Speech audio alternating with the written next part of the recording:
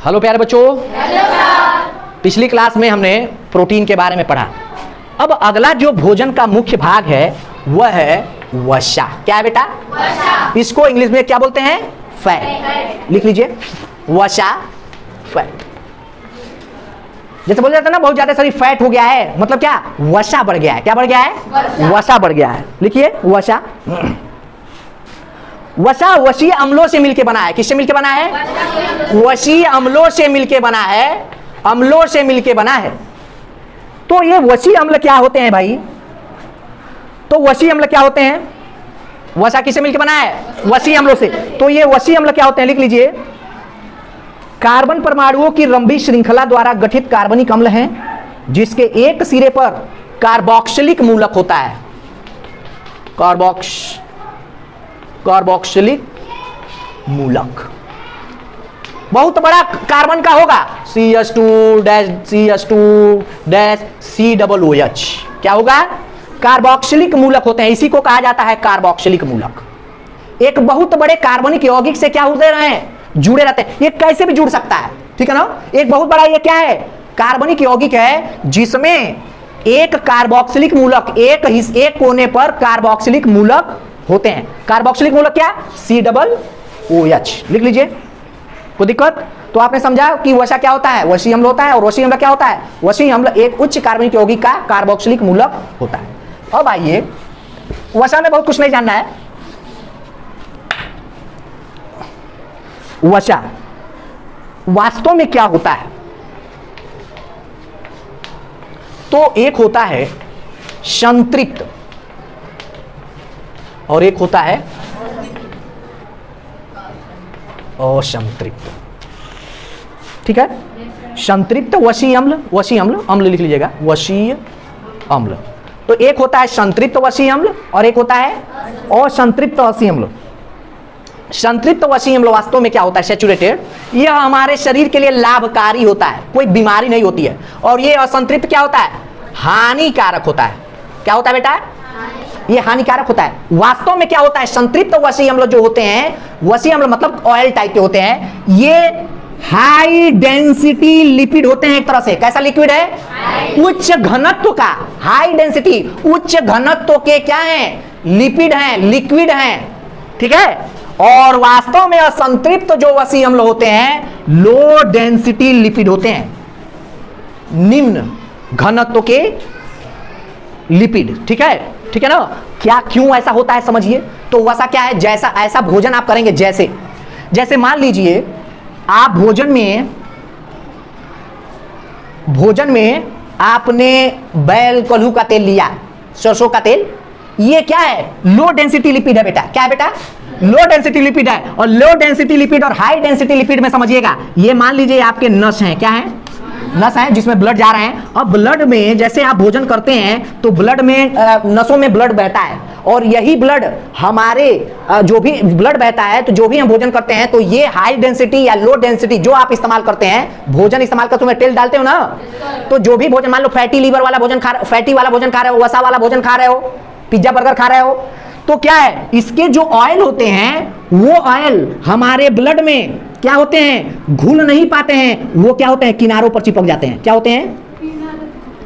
और यही होता है जब मान लो सरसों का तेल खा रहे हो, सरसों का तेल क्या है? लो डेंसिटी लिपिड है। फॉर्चून का तेल क्या है? लो डेंसिटी लिपिड है। ठीक है? बहुत पतले पतले जो तेल हैं, बिल्कुल पतले पतले जो तेल हैं, वह लो डेंसिटी लिपिड में होते हैं। और तुम समझते हो कि बहुत अच्छा पूरी छन रहा है, वो हानिकारक है।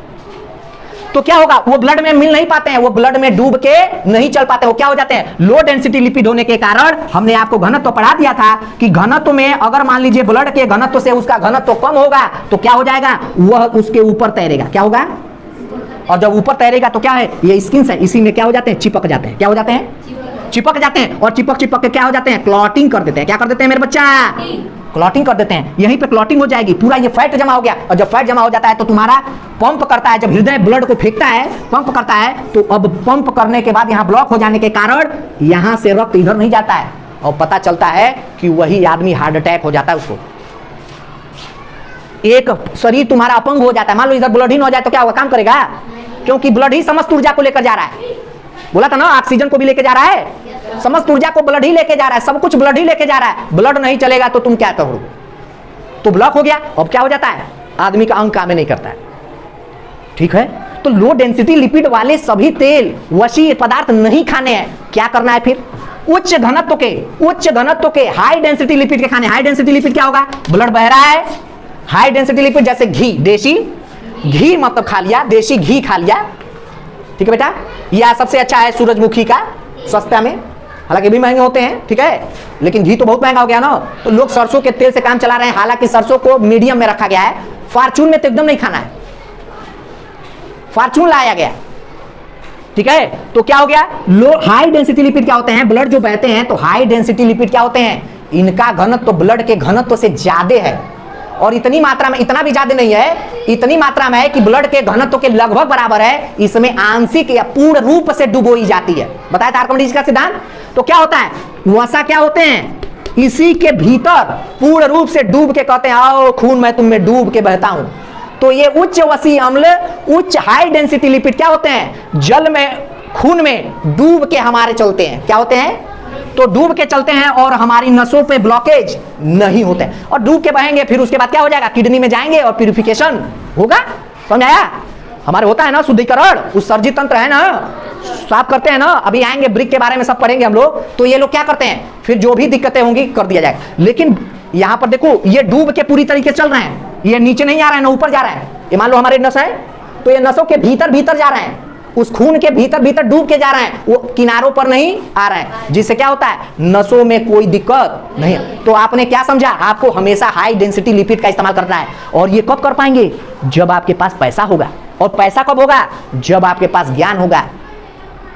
यही कारण है कि सब कुछ विज्ञान, सब कुछ चीजें जो अमीर है वो चीजों पर ध्यान देते हैं, क्योंकि हमारा शरीर है तो पैसा है, शरीर नहीं है तो पैसा नहीं। इसीलिए वो लोग खाने में अच्छी चीजों का इस्तेमाल करते हैं। और तुम लोग पिज्जा बर्गर खाते हो, कभी देखे हो क्या किसी पैसे वाले को पिज्जा बर्गर खाते हुए? वो मिडिल क्लास वाले लोग खाते हैं कि मैं पिज्जा खाता हूं, बर्गर खाता हूं, चाउमीन खाता हूं। मत खाओ, ठीक है। कम से कम तेल का इस्तेमाल करो, क्योंकि सरसों का तेल इस्तेमाल कर रहे हो, तुम जानते हो कि सरसों लगभग लो डेंसिटी लिपिड में रखा जाता है, और हार्ट अटैक आएगा बेटा। फिर वही तुम्हारे अंदर क्या बन जाएगा, पथरी बन जाते हैं, नसें ब्लॉक हो जाती हैं, और फिर क्या होता है, दिक्कत होता है। समझ में आया? अब आइए, हो गया कोई दिक्कत? चलिए अब आते हैं वसा का कार्य क्या है। वसा का कार्य, सबसे पहले लिखो बेटा वसा का कार्य। वसा का क्या कार्य लिखिए,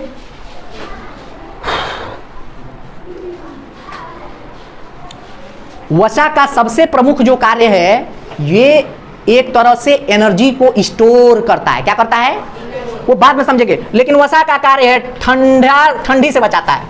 ठंडी से बचाता है। जैसे आपका स्वेटर है ना, स्वेटर आपको ठंडी से बचाता है ना। जैसे कहा जाता है, आपसे प्रश्न पूछा जाएगा, यहां बता देते हैं, हालांकि फिजिक्स में बताएंगे कि एक इंसान एक स्वेटर पहना है, क्या पहना है, एक स्वेटर पहना है, और एक इंसान दो पतले पतले शर्ट पहना है, दो।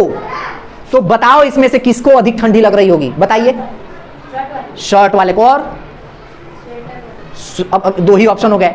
अब जैसे उस बच्ची ने क्या कहा, शर्ट वाले को ज्यादा ठंडी लगी। अब वो बच्ची आज तक विज्ञान नहीं पढ़ी, तो क्या करेगी, वो तो कहेगी कि आज तक उसने यही सुना है कि स्वेटर से ठंडी नहीं लगती। नहीं बेटा, मैंने क्या कहा, केवल स्वेटर पहना है।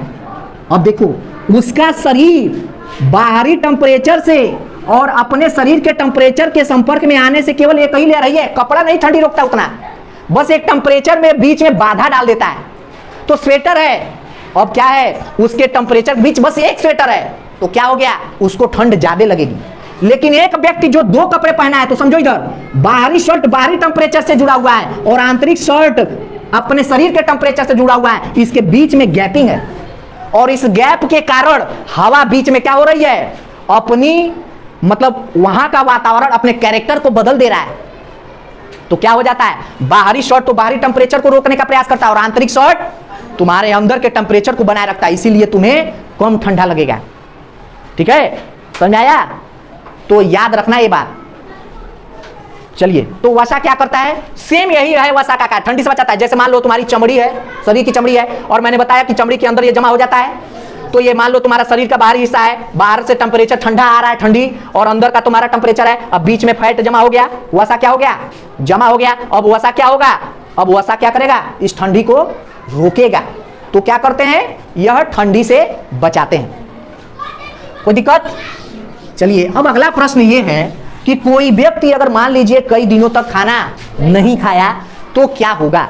तो लिख लीजिए, सबसे पहले कोई व्यक्ति अगर लंबे समय से भूखा है तो सबसे पहले पाचन होगा किसका, पूछ सकता है पाचन किसका होगा। अगर तुम लंबे समय से भोजन नहीं कर रहे हो तो किसका होगा। तो सबसे पहले लिख लो, हमने बताया आप दैनिक जीवन में क्या इस्तेमाल करते हैं, कार्बोहाइड्रेट। तो कार्बोहाइड्रेट तो तुरंत खत्म होगा, कुछ घंटे का खेल है। उसके बाद क्या होगा, वसा। क्या होगा, जो फैट जमा की हो। जैसे मनुष्यों में संग्रहित भोजन क्या होता है, वसा। हम जो भी भोजन कर रहे हैं, जैसे कहा जाता है ना कम खाओ मोटी कम होगी, तो क्या है वो बच्ची ने अपने खाए हुए भोजन को क्या किया, अपने शरीर में संग्रहित किया। जैसे पौधे अपने तनों में, शाखाओं में, जड़ों में संग्रहित करते हैं। शकरकंजी देखा है, तो क्या है, एक तरह से जड़ है। वो क्या किए हैं, मूली क्या है, जड़ है। वो जड़ों में अपने भोजन को संग्रहित करके मोटा हो गए और तुम उसे मूली कहते हो।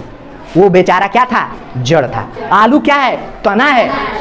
वो अपने भोजन को, जो प्रकाश संश्लेषण से जो भोजन बनाया, वो अपने पौधे का विकास किया ही किया। भोजन ज्यादा बना लिया तो क्या किया, अब बना लिए तो फेंक नहीं सकते, तो क्या किया, अपने भूमि के नीचे उपस्थित तना में क्या किया, उस तने को आकार को क्या कर लिया, भेजा खाना, जाओ वहां पर। जैसे मान लो तुम्हारा कमरा है, बहुत सारा पैसा कमाए, तो क्या करोगे, जितना जेब में रख सके रख लिए, नहीं तो क्या किए, एक कमरे में ले जाके भर दिए, स्टोर रूम। क्या कर लिए, तो पौधों के भाग क्या है, स्टोर रूम है। अब किसी के पौधे का भाग स्टोर रूम कैसे है, वो हमें जानना पड़ेगा। जैसे मूली का स्टोर रूम क्या है, उसका जड़। आलू का स्टोर रूम क्या है, उसका तो क्या है, आलू में तना। क्या है बेटा, तना। तो ये लोग क्या करते हैं, तो हम भी लोग क्या करते हैं, हम भी लोग भोजन संग्रहित करते हैं, प्रोटीन के रूप में करेंगे, ठीक है। और मेनली वसा जो अतिरिक्त होगा वो किसमें जमा होगा। तो देखिए सबसे पहले क्या खत्म होगा, कार्बोहाइड्रेट, फिर क्या खत्म होगा, और लास्ट में खत्म होता है, क्योंकि प्रोटीन हमारी क्या है, शरीर की संरचना ही है। अब अंततः खत्म क्या हो जाएगा, प्रोटीन। ठीक है, तो ये सब बातें थी, आपने जाना भोजन के बारे में, भोजन के हिस्सों को। ठीक है, ये क्या थे, मुख्य थे। क्या थे, तो अब आते हैं हम लोग सबसे पहले बाकी भी चीजें देख लें, विटामिन बचते हैं। गौड़ को देख ले कि बाद में, चलो तो गौड़ वाले को ले लेते हैं अभी। अब भोजन के गौड़, आइए लिखिए। हालांकि हम सोचे हैं कि मुख्य भोजन जहां तक पचता है पहले वहां तक चलें, चलिए कोई बात नहीं। अब आइए, समझ आ गया, याद रखिएगा आप लोग, सबसे पहले लास्ट में क्या पचेगा, यही कारण है कि जब कोई लंबे समय तक भूखा होता है तो पहले तो वो जो खाया है वो खत्म होगा, फिर उसके बाद अगर जो भी पतला होता जाएगा, पतला होने का मतलब उसका वसा खत्म हो रहा है, इसीलिए कहा जाता है अगर मोटे हो गए तो क्या करो, डाइटिंग करो, तो वसा खत्म होगा। और जब वसा खत्म होने लगेगा तो इतना भी मत भूखा हो जाना, तब पता चलेगी कि तुम्हारी हड्डी भी गलने लगेगी, खत्म हो जाओगे। ठीक है, याद हो गया, प्रोटीन। अब आइए हम जानते हैं भोजन के गौण भाग। यही था, क्या क्या था भोजन के गौण भाग, विटामिन और खनिज। तो खनिज के बारे में जानने की जरूरत है नहीं, जल। ठीक है बेटा, जल के भी बारे में जानने की जरूरत नहीं है। जल का रासायनिक सूत्र क्या है, H2O। क्या है, जो एक संबंध, छोड़ दो ये मत जानो, तुमसे नहीं पूछेगा, एक संबंध 8 के रेशियो में यह जुड़ा हुआ है। ठीक है, H2O रासायनिक सूत्र पूछ सकता है आपका, लिख लीजिए, रासायनिक सूत्र H2O है।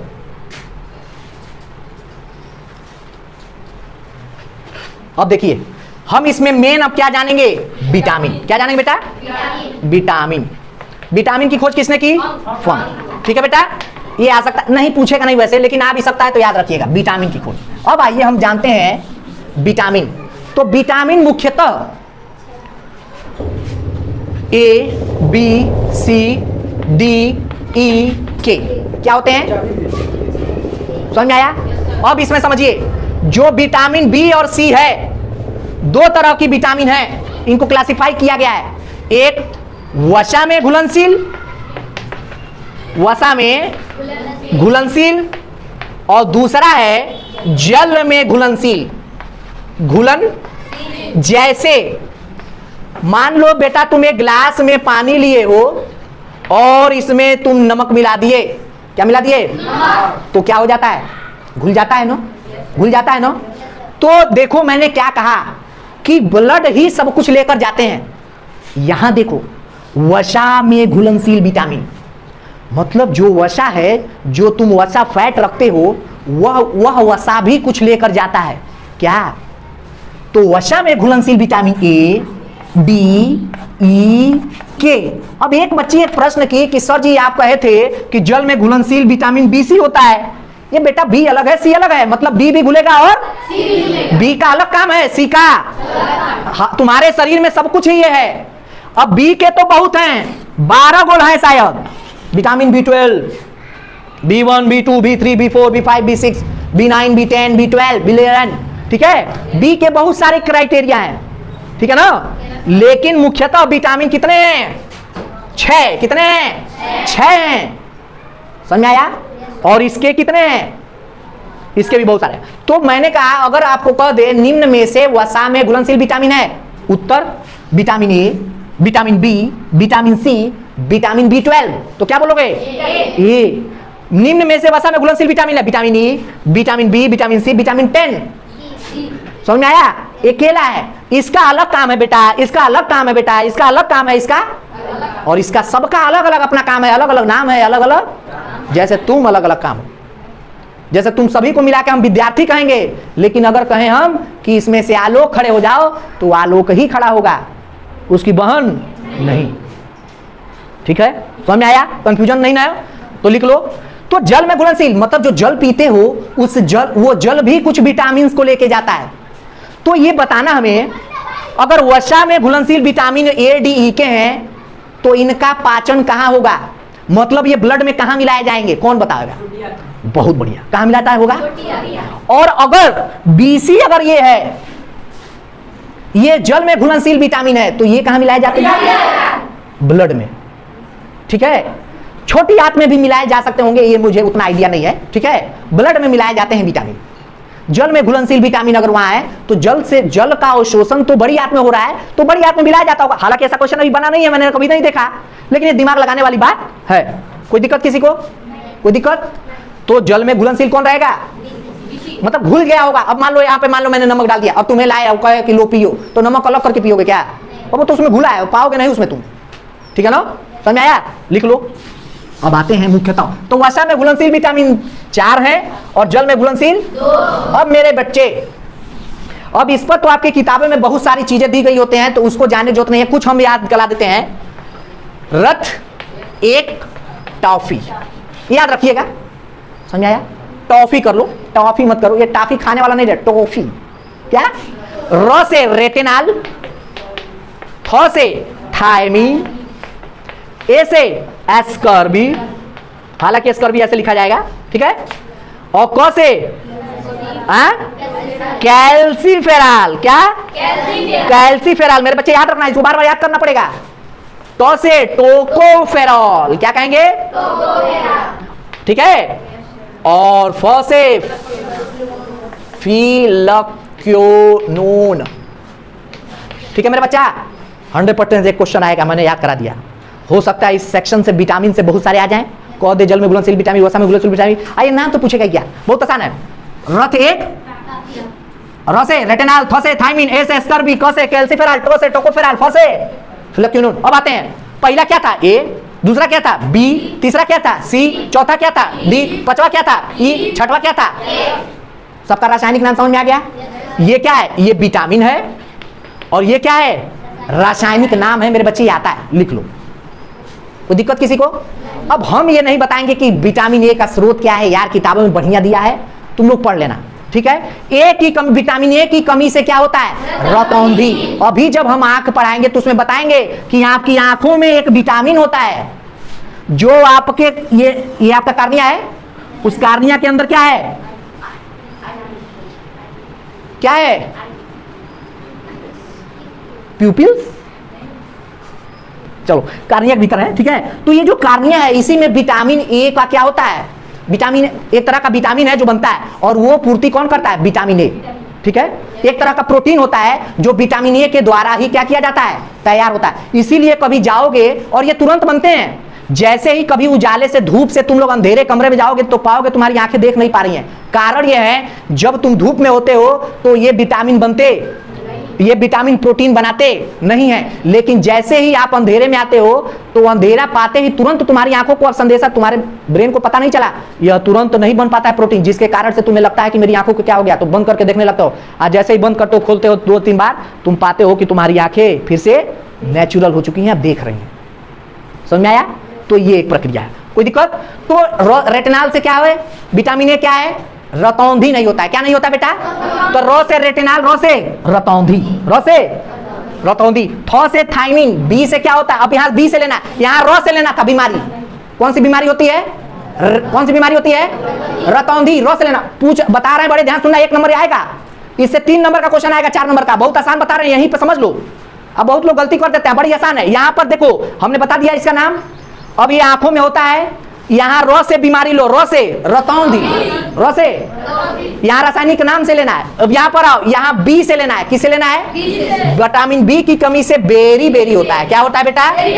यहाँ थ से नहीं लिए हैं, यहाँ किससे लिए हैं? बी से। अब आओ सी से, सी ए है, नहीं हम नहीं लेंगे, हम सी लेंगे। 100 से स्कॉर्बी। क्या हो रहा है? 100 से स्कॉर्बी, स्कॉर्बी, सी से स्कॉर्बी। अब डी आओ, कैल्सीफेरॉल। तो विटामिन डी का तो कुछ जानने की जरूरत नहीं है। विटामिन डी क्या होता है? सूखा रोग भी हो सकता है। विटामिन डी हम कहां से लेते हैं? तुमसे ये नहीं पूछा जाएगा विटामिन डी से होने वाली बीमारी, आपसे पूछा जाएगा विटामिन ई का मुख्य स्रोत क्या है? सूर्य। तो डी ऐसे बना है, तो ऐसे ऐसे कर दो, क्या हो गया? डी, सूर्य बन गया। विटामिन डी किससे मिलता है? सबसे अच्छा स्रोत क्या है? सूर्य। अब आते हैं ई पर। तो विटामिन ई की कमी से क्या होता है? नहीं, विटामिन ई की कमी से झुर्रियां, सी की भी कमी से होती हैं, जल्दी हो जाता है, और हड्डियां कमजोर होती हैं, पैरालिसिस हो जाता है। ठीक है, ठीक है ना, कमजोरी हो जाती है विटामिन ई की कमी से। किससे? Vitamin E. हालांकि विटामिन ए उतना पूछता नहीं है, पूछता के है। के से आओ, तो के वाला क्या नाम है? फ्लोक्योनोन। के वाला याद रखना, रक्त का थक्का, अगर कमी हो गई तो रक्त का थक्का नहीं जमेगा बेटा, ये जान लेना। रक्त का थक्का जमने के लिए जिम्मेदार विटामिन, जैसे मान लीजिए रक्त का थक्का जमना क्या होता है? मान लीजिए किसी को चोट लगी, यहां मान लो उसको चोट लग गई, और इसके सेल्स यहां पे कट गए, कट गए बेटा, अब कट गए, और क्या हुआ? हर हर खून बहने लगा। क्या होने लगा? लेकिन अगर विटामिन के की मात्रा उसके अंदर अधिक है, और विटामिन के की मात्रा के ऊपर मौसम पर भी निर्भर करता है, ठंडियों में जल्दी बनते हैं और गर्मियों में, इसीलिए देखना ठंडी में अगर चोट लगा तो खून जल्दी बंद हो जाता है। ठीक है, उसके बहुत सारी रीजन है। अब आओ विटामिन के की बात करते हैं। तो विटामिन के अगर उसके अंदर सही है तो क्या होगा? उसके जहां चोट लगी है उस कोशिका के ऊपर बहुत तेजी से विटामिन के काम करने लगता है, और एक जालीनुमा संरचना बना देता है। क्या कर लेता है? जालीनुमा संरचना बना देता है, एक जाली बना देता है, और क्या करता है? अंदर के टिश्यूज को रास्ता दे देता है, अब ब्लड बहने लगता है। अब ब्लड इस यहां से यहां आने लगेगा, अब इधर नहीं बहने लगेगा। तो विटामिन के की कमी से क्या होगा? अगर के की कमी हो गई तो तुम्हारा ब्लड रुकेगा ही नहीं, तुम जल्दी मर जाओगे। और इंसान के अंदर से अगर ब्लड तो कम ही होता है, अगर ब्लड निकल जाए तो मर जाएगा। तो विटामिन के का होना बहुत ज्यादा जरूरी है। बच्चों में इसकी मात्रा बहुत ज्यादा होती है, समय के साथ कम होती जाती है। ठीक है, समझ आया? तो विटामिन के, कोई दिक्कत किसी को? सब समझ में आया? आपके लिए विटामिन डी इंपॉर्टेंट है, सूर्य का, सूर्य वाला, बाकी तो नाम से बता दिया। लेकिन विटामिन डी क्या है? सूर्य के प्रकाश, अल्ट्रावायलेट रेज से। और के किस लिए? थक्का जमना, बहुत पूछता है। तो आपको विटामिन हमने क्लियर कर दिया बीमारी के साथ। एक प्रोटीन से भी बीमारी होती है, वो क्या होती है? Marasmus, kwashiorkor marasmus. ठीक है, लिख लेना, प्रोटीन की कमी से होने वाला रोग क्या है? क्वाशरकोश मेरा आता है। कोई दिक्कत किसी को? तो ये हो गए आपके, ठीक है ना, ये हो गया आपका क्या? विटामिन। क्या हो गया? अब विटामिन बी में बहुत सारी चीजें हैं, B12, बहुत सारी चीजें आपसे नहीं पूछेगा, बड़े परीक्षाओं में पूछते हैं। अब आइए अगला जानते हैं, खनिज। क्या जानते हैं? तो खनिज क्या होता है? जल में उपस्थित है। किसमें उपस्थित है? जल में उपस्थित है। थोड़ा लिख लीजिए। तो खनिज का क्या काम है? तो अंगों की क्रियाशीलता बढ़ा देता है, अंगों की क्रियाशीलता को बढ़ाएगा बेटा। जैसे हाथ काम कर रहा है, खनिज तो मौजूद है। ठीक है, अंगों की क्रियाशीलता और सामर्थ्य, मजबूती कौन करता है? खनिज का काम है। विटामिन क्या है? रोगों से लड़ने की, जैसे चोट लग गई तो कौन किया? विटामिन। कौन किया? तो रोगों से लड़ने की क्षमता कौन पैदा करता है? जैसे मान लो विटामिन ए की कमी हो गई तो तुम अंधे हो जाओगे ना यार, तो ये रोग हो गया ना, आंखों की बीमारी हो गई ना, समझ आया? झुर्रियां हो गई हैं तो रोग हो गया है चमड़ी का। हड्डियां कमजोर हो रही हैं तो क्या हो गया है? विटामिन डी की कमी हो गई है। अगर खून बहने लगा है तो क्या हो गया है? विटामिन के की कमी हो गई है। ये बीमारियां हैं ये सब, ठीक है ना, तो उसका नाम दिया गया है, ठीक है। तो उसी तरह खनिज क्या काम करता है? तो सामर्थ्य को बढ़ाता है और अंगों की क्रियाशीलता को बढ़ाता है। जैसे तुम्हारा दिमाग काम कर रहा है, खनिज जो भी जल पी रहे हो उसमें खनिज अच्छा है।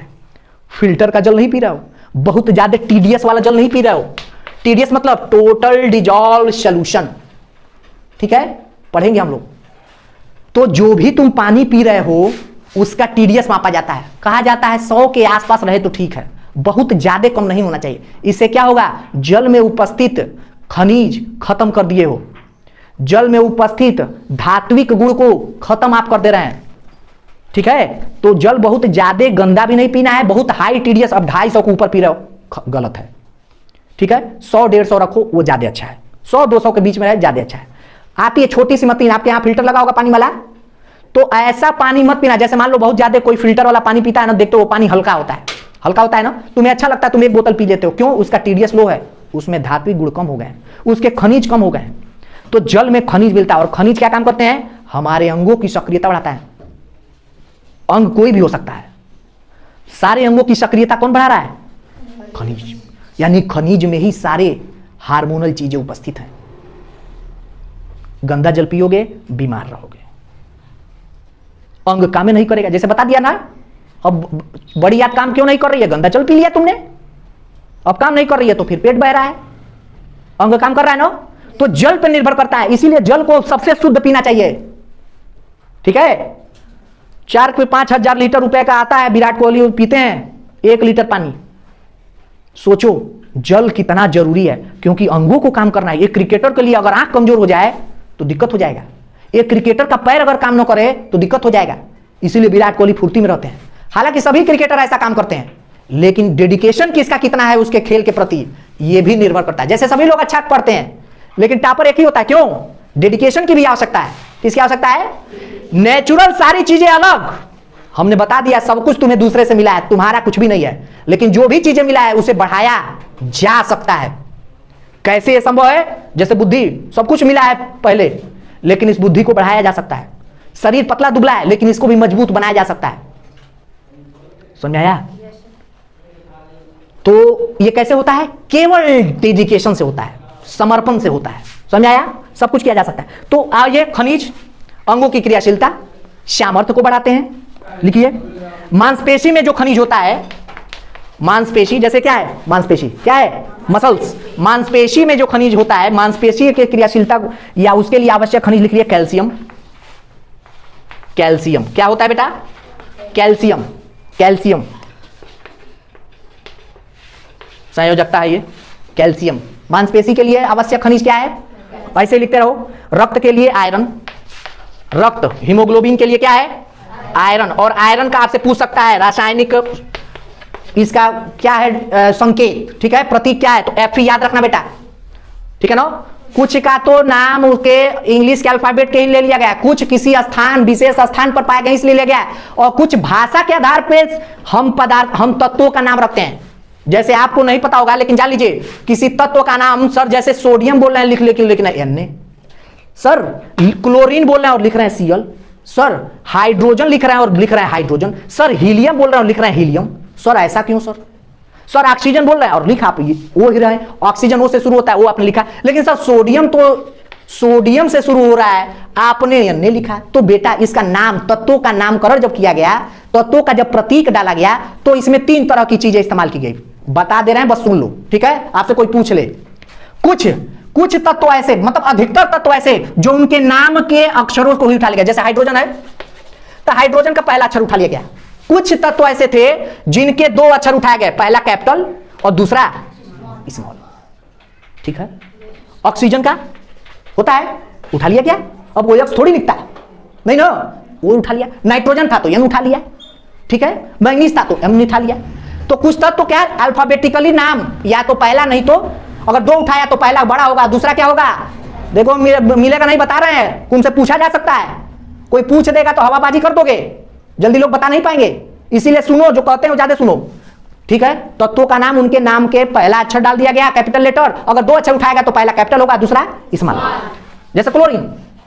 कुछ तत्व ऐसे पाए गए जो किसी विशेष स्थान पे पाए गए। क्या पाए गए? जैसे मान लो, जैसे प्रकृति में पाए गए, विशेष स्थान पे पाए गए। जैसे मान लो सोना, सोना को किसी विशेष, छोड़ दो, सोना भी नहीं, किसी विशेष क्षेत्र में पाए गए तो उसको क्या कर दिया गया? उस विशेष क्षेत्र के आधार पर क्या उस तत्व को कहा जाता है, उस पे कह दिया गया। ठीक है, समझ आया? जैसे सोना को क्या कहा गया? Au। क्या कहा गया? चांदी को क्या कहा गया? Ag। ये किसी विशेष क्षेत्र में किसी विशेष भाषा से जाना जाता है, जैसे ग्रीक भाषा, लैटिन भाषा। तो लैटिन भाषा में सोना को क्या कहा गया? हो सकता है Au जैसा कुछ कहा गया होगा, तो Au नाम रख दिया गया। ठीक है, उसका संकेत क्या रख दिया गया? Au। तो कुछ क्या है? कुछ उस क्षेत्र की भाषा के आधार पे। ठीक है बेटा, समझ में आ गया? और कुछ उसके अल्फाबेट से ले लिया गया। तो यहां पे इसीलिए पूछता है, आज जितने भाषा के आधार पर रखे गए हैं, उस विशेष क्षेत्र में मिलने के आधार पर रखे गए, कंफ्यूज हो जाओगे। जैसे तुम्हें पूछ दिया जाए शीशा, यही सब पूछेगा। वो ये नहीं पूछेगा कि हाइड्रोजन का रासायनिक प्रतीक चिन्ह बताइए, वो ये नहीं पूछेगा, वो पूछेगा शीशे का। क्यों?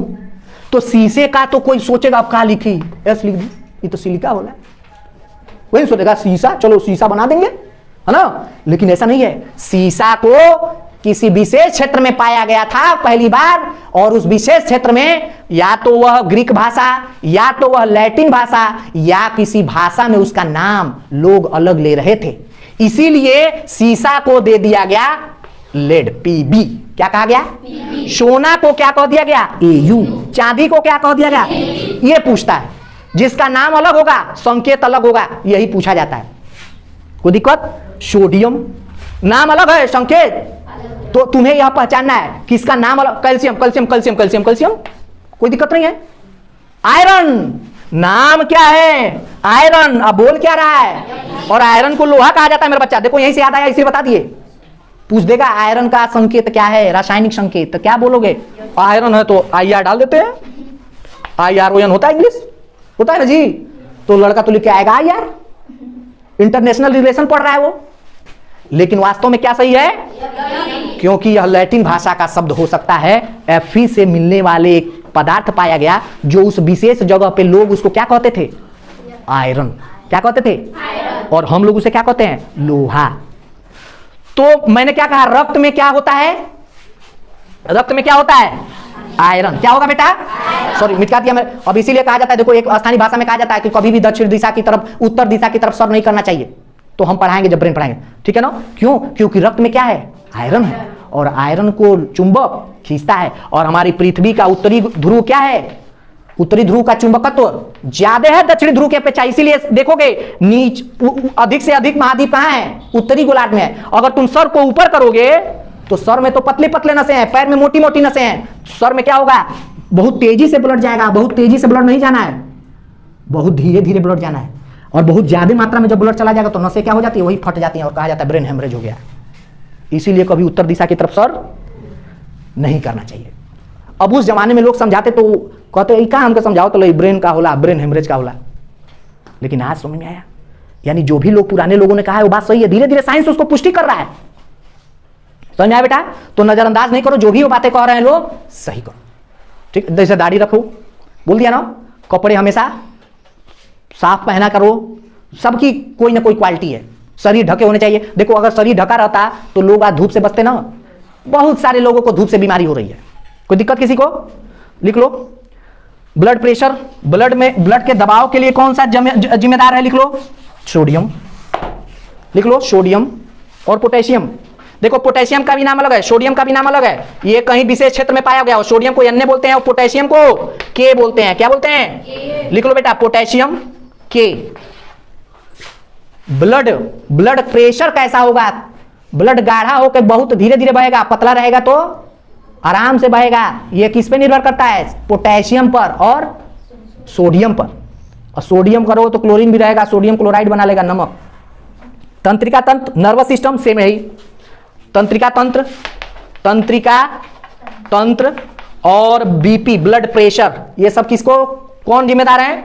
इसके लिए कौन सा खनिज चाहिए? सोडियम और पोटेशियम। हड्डियों के लिए भी कैल्शियम बता दिया, और थायराइड ग्रंथि के लिए आयोडीन, लिख लीजिएगा थायराइड, आएंगे पढ़ेंगे, बस इतना जान लो गर्दन में होता है। थायराइड ग्रंथि के लिए आयोडीन, आयोडीन युक्त नमक खाना चाहिए मेरा बच्चा, वही नमक खाना, NaCl बोला जाता है नमक को, जिसमें आई की मात्रा हो। और मैं तुमसे पूछता हूं विश्व आयोडीन दिवस कब मनाया जाता है, हमें कल बताइएगा, ठीक है। तो ये हो गया आपका भोजन के गौड़, ठीक है। अब हम लोग पाचन क्रिया पर चलेंगे और समझेंगे कौन क्या